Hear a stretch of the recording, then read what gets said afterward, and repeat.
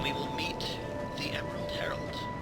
Hello, lady. I'm going to skip her dialogue. I'm going to be skipping all dialogues. Listen to them. Take them in your own time. I'm skipping them for the purpose of speed and because I'm just showing you how to play, not how to experience the story of this game.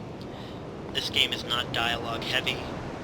A lot of the dialogue might not make sense to you starting out, but... Oh, see? Look, my message was rated. When your message is rated, I believe it gives you a healing buff for a small amount of time. See? So it's useful. So let's talk Are to this. you? Go on and he who came. You may level up this healing. There are for you will seek the bear. Seek There we go. lest She levels you up. When you get Estus Flask shards, which I'm going to show you one in a moment, she will give you more uses for your flask. I will cover the Estus Flask right now. We are going to equip that because it is incredibly important. This is a flask that heals you. It is your primary healing item for the game. When you hit the X button, which is the left of the 4 buttons, you will drink. It will recover your health quickly.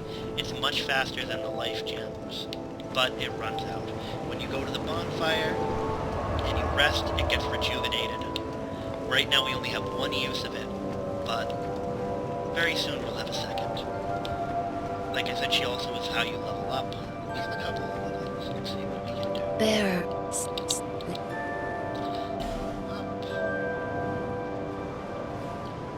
We get enough for 2 levels. We need 1 dexterity for our weapon coming up, and we're going to need 15 strength, which is going to be rough to get this early on. But it will drastically increase our damage potential when we get there.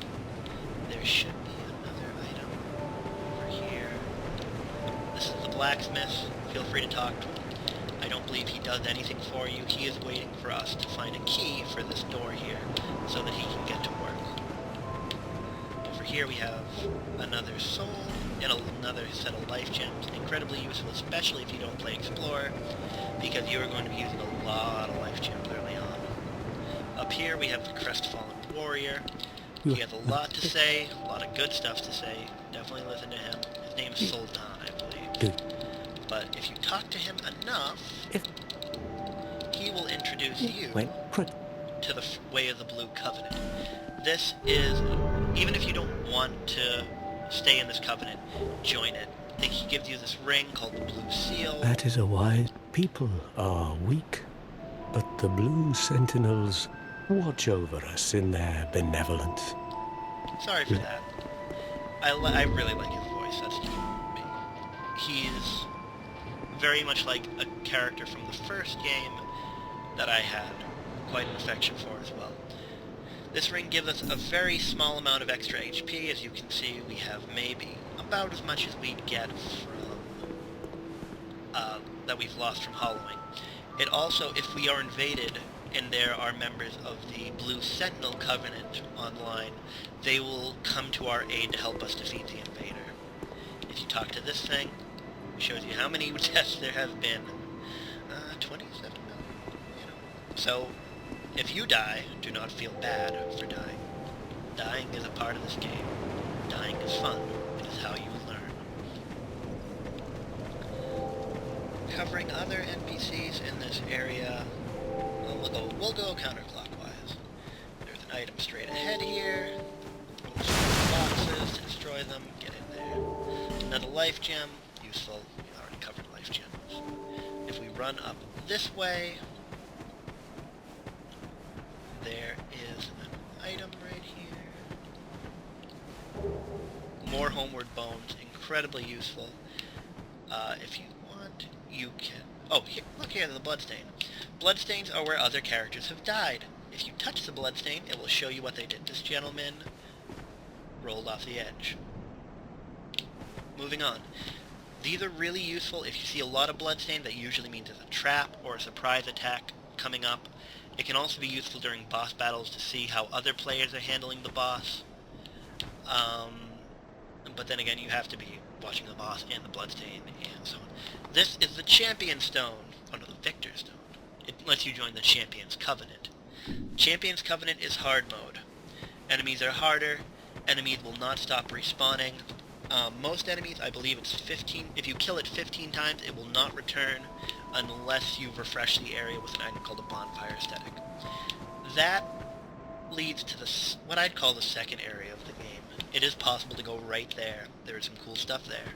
But we are not quite strong enough for it. We are going to continue into what I always designate the first area, known as the Forest of Giants. It's definitely what I feel is an extension of the tutorial area. Now we have a talking cat. Hello, talking cat. Oh, and Blah, blah, blah, blah, blah, blah, blah, blah. so Sweet Shakalor, I believe is her name. She sells a wide variety of rings, very expensive early on, obviously. The ones that are most important to you are this Ring of Whispers for one particular story section. Grab it after you've killed a couple of bosses and you have some souls kicking around. And the Silver Cat Ring lowers fall damage, super important. We also have the Ring of the Evil Eye. Every time you kill an enemy, you'll get a small amount of healing. I like it, but I don't use it very often. If you're playing with a build that's going to be taking a lot of damage, if you're really tanky and you can just shrug off small hits, it's useful to be able to recover it over time killing enemies. The Red Eye Ring is good if you're doing a lot of co-op and you want to soak damage. It basically taunts enemies so that if you're nearby, they go after you. It also gives you a really cool glowing red eye effect that I like. Sometimes if I'm playing with newer players, I'll wear it because I'm good at managing multiple enemies, and it's helpful. The last one is only really important if you're going to be playing co-op, especially if you want to play with friends. This is the Name Engraved Ring. When you wear it, you get to select one of 12 gods. If you and your friend both select the same god, you will only see other people connected to that god. So if you're playing in a very nothing suited you, hectic PvP area, or PvE area, where there are a lot of people playing and a lot of summon signs down, and you want to just filter out your friend, use that ring. Right. Next, there's 3 very angry, very tiny piglets over here. Let's see if we can see them without aggroing. They're hiding over in the grass there. They're tougher than they look. They drop cracked red-eye orbs, which are useful. Especially with a small weapon like this, our ability to hit them is limited. The best way to hit small enemies, if you have a tiny weapon like this, is to do that plunging attack. But it leaves you very vulnerable, and it uses a lot of stamina. They're not worth killing at this point. But I almost forgot, and this is incredibly important. Taking off the dagger so we don't waste the durability on it. Punch that rock. And we get an Estus Flask shard, our first of the game. Very pretty looking too. These will give you extra drinks from your Estus Flask. You have to take them back to the Herald and she will infuse it. Very good to have extra uses. Definitely going to be helping you get through the game. Hello there. This is the Armorer. You talk to him. He will sell you some basic shield, which I cannot afford right now. But the Iron Parma is definitely one of my favorite small shields. Good for parrying. The Eagle Shield, very useful for a medium build, does a lot of damage reduction. And the Dragon Great Shield, it's good to have a Great Shield early on if you're playing a really tanky build, but you're really not going to have the stats to play with something like this early on. They also sell some equipment, useful if you played as a deprived and you don't have any starting gear that's any good. As obviously we can't afford anything. Since we're here, we can go through the shield stats. This is your physical reduction. This is a percentage-based reduction of damage that you receive.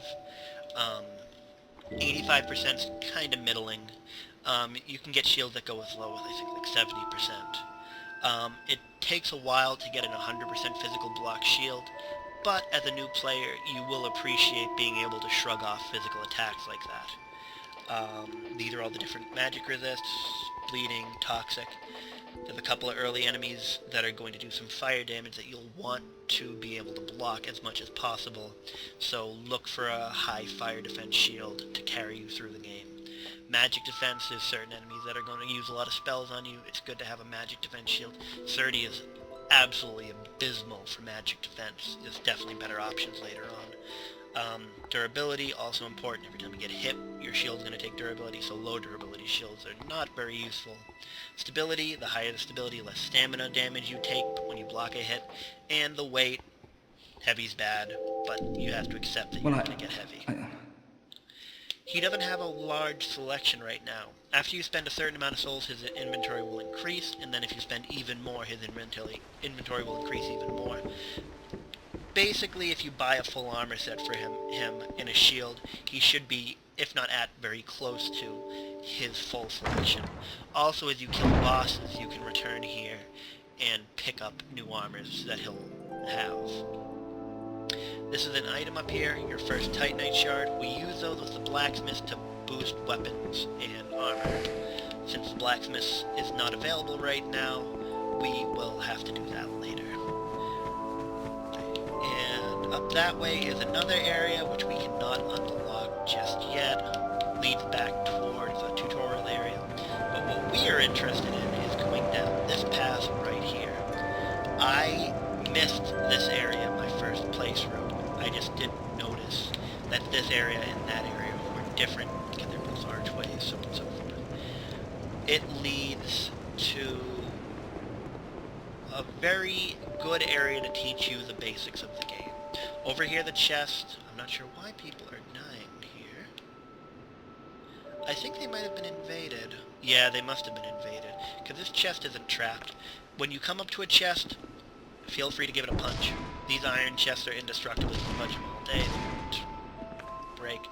Iron chests like this don't refresh if you renew the area with a bonfire aesthetic. I won't cover that right now. But wooden chests will. So if you find an item in a wooden chest and you want more of it, it's possible to use a bonfire aesthetic to renew it and get the item again. Oh, that made me sad. I'm not going to explain that, though. That's something from the first game. No, first game. We open this. This is the speedrunner gate. This door takes an incredibly long time to open. If you ever watch someone play a speedrun of this game, they will do all their equipment management while waiting to get through here.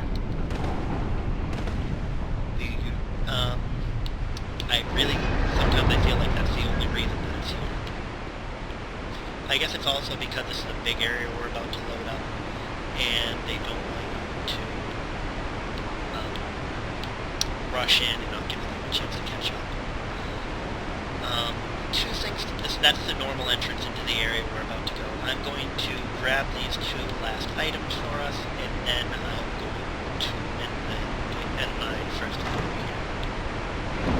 Here we have some human effigies. And one more jump that I usually get right, but that I could quite easily cheese completely. Well, I cheesed it, but I survived anyway. Another homeward bone, and another sword. Continue the river here, and we enter. Take a hard left, avoid the Cyclops. They don't have very large aggro ranges. Oh, but this gentleman does. Now he did. We will stop the video here. I am not going to show you everything about this place. I'm going to show bits and pieces, stuff you could easily miss, stuff that'll be especially important. But I want you guys to explore this area on your own. Have fun. Accept death. Thank you for watching.